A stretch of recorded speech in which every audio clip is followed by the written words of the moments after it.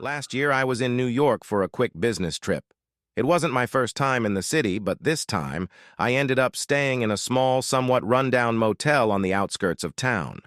The place wasn't much to look at, faded signs, creaky floors, and a lingering, musty smell, but it was cheap, and I only needed a place to crash for the night. After a long day of meetings, I was exhausted.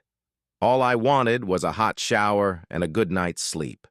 I checked in, got my key, and headed up to my room on the second floor. The hallway was dimly lit with flickering lights that added to the eerie atmosphere. I brushed it off, telling myself I was just tired. Once inside my room, I noticed the lock on the door seemed a little flimsy, like it had seen better days. I made a mental note to double-check it before going to bed. After taking a quick shower, I changed into something comfortable, locked the door, and slid the little metal chain across for extra security. For some reason, I felt uneasy, but I chalked it up to being in a new place. As I lay in bed, the sounds of the city outside gradually faded into the background, and I started to drift off. Just as I was on the edge of sleep, I heard a soft, almost imperceptible noise, like the creak of a floorboard right outside my door. My eyes snapped open and my heart began to race. At first, I thought it was just someone walking down the hallway. But then I heard it again. This time, it was followed by the faint sound of a doorknob turning. My doorknob. I froze, listening intently. The handle jiggled slightly as if someone was trying to open the door quietly, hoping not to wake me. My mind raced through the possibilities. Was it housekeeping? A guest who got the wrong room? Or something else entirely? Whoever it was, they tried the knob again, a bit more forcefully this time. My heart was pounding in my chest as I slowly, quietly got out of bed and grabbed my phone. I didn't want to make a sound, afraid that whoever was outside would hear me. I quickly dialed the front desk, but before I could hit call, the noise stopped. I stood there, holding my breath, listening for any sign that they were still out there. The silence was deafening. After what felt like an eternity, I finally heard footsteps retreating down the hallway. I stayed up for hours after that, my mind racing, listening to every little sound the motel made. Eventually, exhaustion took over, and I must have dozed off, but I slept with one eye open, the chain on the door giving me a small sense of security. The next morning, I went down to the front desk and casually mentioned the incident, asking if anyone had tried to enter my room during the night. The clerk looked puzzled and assured me that no one had reported any issues and that no staff member would have been on my floor that late. I didn't press the issue, but as I checked out, I couldn't shake the feeling that something wasn't right about that place. Maybe it was just a coincidence, or maybe I was just being paranoid. But I was glad I had locked the door and used that chain. Who knows what might have happened if I hadn't?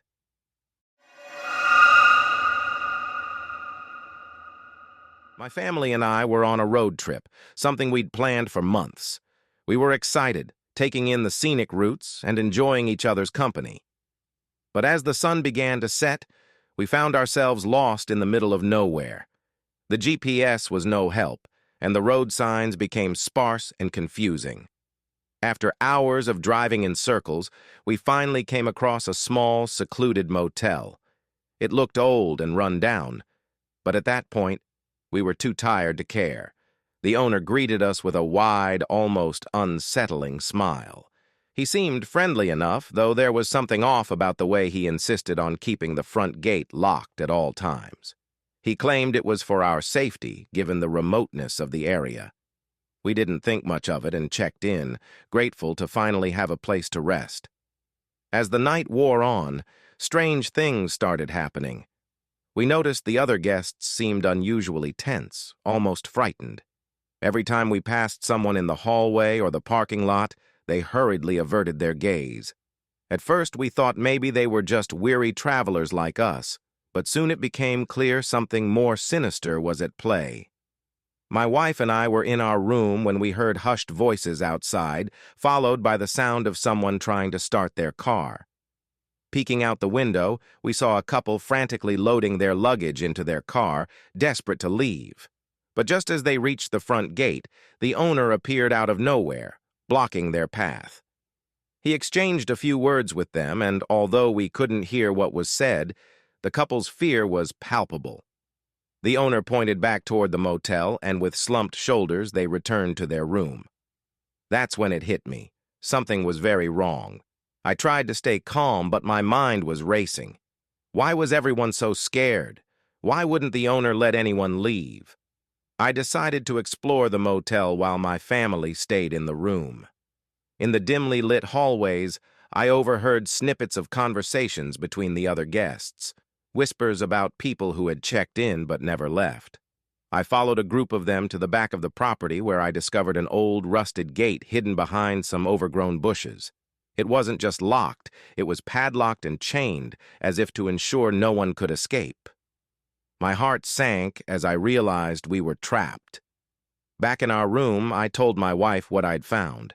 We both agreed we needed to leave as soon as possible, but the question was how. The owner seemed to know every move the guests made, almost as if he was watching us constantly. Later that night, we heard a commotion outside, raised voices, the sound of someone pleading. I cracked open the door to see the owner and a group of men I hadn't seen before. They were dragging one of the guests out of their room, ignoring his desperate attempts to break free. They were taking him to the back gate. It was then that I noticed a van parked nearby, its back doors wide open. Inside were the bodies of people who hadn't been as lucky as we were. Panic set in.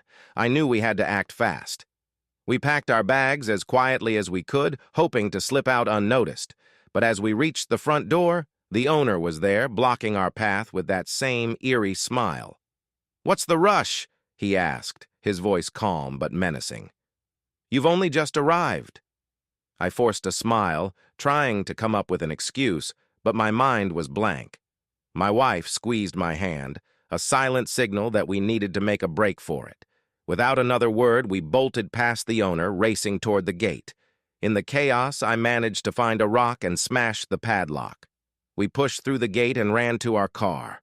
The engine roared to life, and we sped out of there, not daring to look back.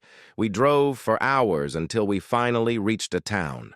I immediately reported what happened to the local authorities, but when they went to investigate, the motel was empty, as if it had never existed. To this day, I don't know who those men were or how many people fell into their trap. But I do know one thing. We were lucky to get out alive. And I'll never ignore my instincts again, especially when they tell me to keep driving, no matter how lost I am.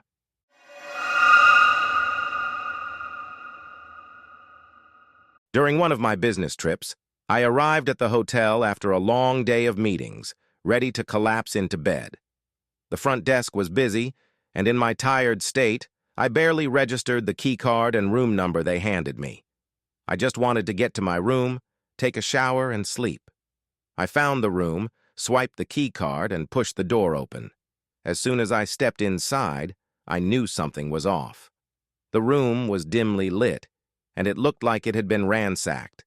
Furniture overturned, curtains half torn down, and a strange metallic scent lingering in the air. My first thought was that I had walked into a robbery or some kind of struggle. Before I could fully process what I was seeing, I noticed dark stains on the carpet near the bed. Blood. My heart started racing. I knew I needed to get out and report this to the hotel staff immediately, but just as I turned to leave, I heard footsteps approaching the door. I froze, panic setting in. There was no time to think. I quickly ducked behind the overturned armchair, trying to steady my breathing as I heard the door open. Two men walked in, their voices low and tense. "We need to clean this up fast," one of them said. "The boss wants it done before morning. No loose ends." My blood ran cold as I realized what was happening. They were here to finish the job, and they thought I was their target. I stayed perfectly still, listening as they discussed how to take care of the guest who was supposed to be in the room, me, or at least who they thought I was. I knew I had to get out of there, but I couldn't risk being seen. As they moved further into the room, I carefully edged toward the door, trying not to make a sound. My heart pounded in my chest, and I could barely breathe, terrified that they'd hear me. When I reached the door, I slowly opened it just enough to slip out into the hallway. I didn't dare look back. As soon as I was out, I bolted down the hall, trying to stay as quiet as possible. I didn't stop until I reached the elevator, slamming the button for the lobby.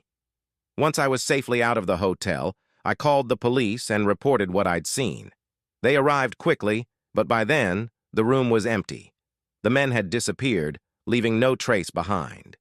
The hotel staff confirmed that I had been given the wrong room by mistake. My actual room was on a completely different floor. I never found out who those men were or why they were after the person supposed to be in that room. But I've never checked into a hotel the same way again. Every time I double-check my room number and listen carefully for any sounds before I step inside. Because now I know how easily a simple mistake can turn into a life-or-death situation. During one of my business trips, I checked into this luxurious hotel, the kind that instantly makes you feel like you're in a different world. Plush carpets, crystal chandeliers, and soft music playing in the background. I was exhausted from a long day of meetings, so when they gave me a room at the end of a long, isolated hallway, I didn't think much of it. All I wanted was a good night's sleep. That night, as I was getting ready for bed, I heard it. The sound of something being dragged across the floor in the room next to mine, followed by a loud, unsettling thud. It wasn't the usual noise you'd expect from a hotel room, like someone dropping their luggage. This was different. I paused, listening intently, but after that, everything went quiet. Curiosity got the better of me, so I stepped out into the hallway and knocked on the door of the neighboring room. No answer. The door was locked, and no light was seeping from under it. Odd, I thought. Maybe the guest had already left or fallen asleep. I went back to my room, trying to shake off the uneasy feeling that had settled in my chest. The next morning, I couldn't stop thinking about what I'd heard. I asked the front desk if anyone was staying in the room next to mine, but they told me the room was unoccupied. That didn't make sense. There was definitely someone or something in there last night. Determined to get to the bottom of it, I waited until housekeeping was on my floor and managed to swipe a master key from the cart. I know, not the smartest move, but my curiosity had completely taken over by that point. Later, when the hallway was clear, I used the key to unlock the room. What I found inside was nothing short of disturbing. The room looked untouched at first glance, bed perfectly made, everything in its place. But when I moved further in, I noticed something odd. The large armoire against the wall wasn't completely flush. I pushed it aside and found a small hidden door behind it. My heart was racing as I opened it, revealing a narrow passageway leading to a hidden room. The smell hit me first, musty and faintly metallic. Inside, there was a single blood-stained mattress on the floor, and the walls were covered in photos and newspaper clippings about unsolved murders from all over the country. There were no windows, no way out, just that tiny passage leading back to the hotel room. My stomach churned as I realized this was some kind of hideout, a place where someone, probably several someones, had been brutally murdered and hidden away. I backed out of the room, heart pounding, and shoved the armoire back into place, trying to erase any trace of what I'd found. I left the hotel immediately, barely stopping to check out, and reported what I'd discovered to the police. They later confirmed that the hotel had been under investigation for years, suspected of being used by a network of criminals to carry out and cover up their heinous acts. To this day, I can't stay in a hotel without thinking about that night. Every creak, every strange noise makes me wonder if there's something more sinister going on just behind those pristine walls.